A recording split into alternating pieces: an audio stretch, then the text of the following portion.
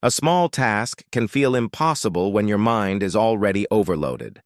Not because the task is difficult, but because your system has no room left to carry it. That is one of the most confusing parts of burnout. You look at something simple, like answering a message, washing a few dishes, or opening an email, and somehow, your body reacts as if you are facing something much larger. You may stare at the task for minutes before starting. You may tell yourself, "This should not be this hard." You may even feel embarrassed because part of you knows the task is small. But knowing something is small does not always make it feel light. During burnout, the problem is often not the size of the task. The problem is the condition of the mind that is being asked to do it. At first, you try to push through. You tell yourself to stop overthinking and just do it. You make a list, set a reminder, clean the space, or promise yourself you will start in 5 minutes. And sometimes, you do start. But the effort feels strangely disproportionate. A message feels like a project. A phone call feels like an emotional event. A sink with a few dishes feels like proof that you are falling behind. And once that feeling appears, shame often follows.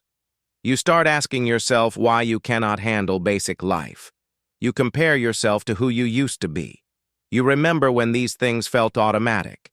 You could answer messages, make decisions, cook dinner, work, clean, and keep moving. Now even the first step feels heavy. That contrast can make you feel weak.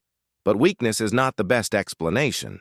Burnout changes how much effort your brain has available before the task even begins. A task is never just the task.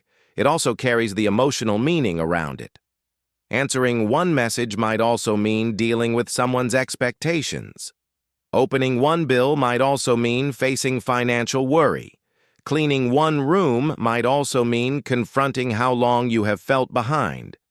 Starting one work task might also mean touching the pressure of everything unfinished. So the visible task may be small, but the invisible weight attached to it may be much bigger. That is the hidden layer most people miss. They look at the outside and think, it is just one simple thing. But inside, the brain may be connecting that simple thing to stress, guilt, pressure, and fear. This is why advice like "just start" can feel frustrating. It may sound logical from the outside, but when your system is overloaded, starting is not only a practical action, it is also an emotional demand. Your brain has to choose, focus, organize, tolerate discomfort, and keep going.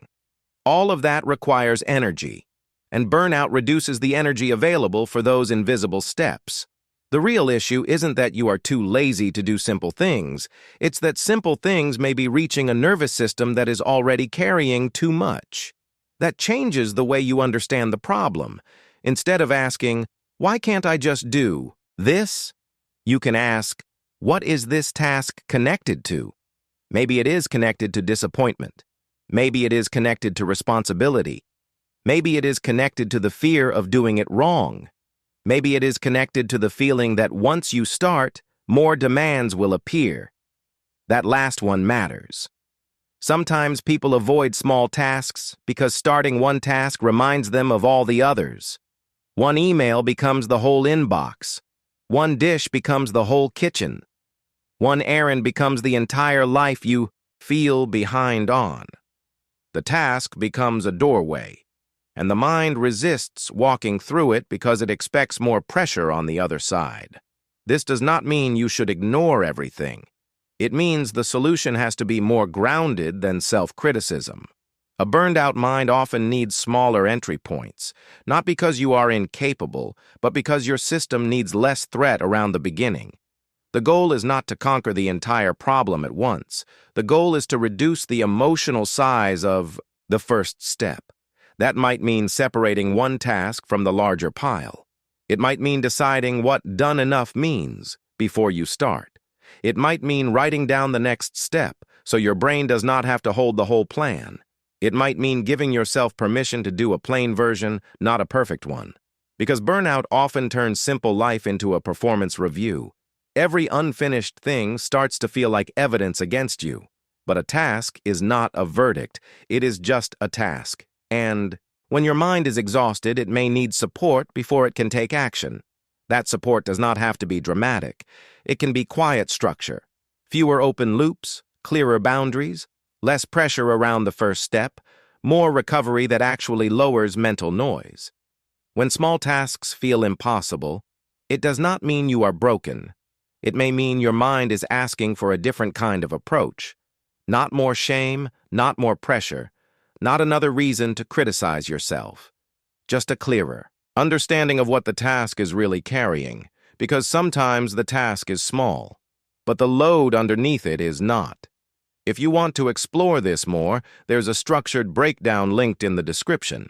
It walks through practical ways to support focus, memory, and daily mental clarity. And if this helped you understand burnout differently, subscribe for more calm, practical videos about stress and the mind.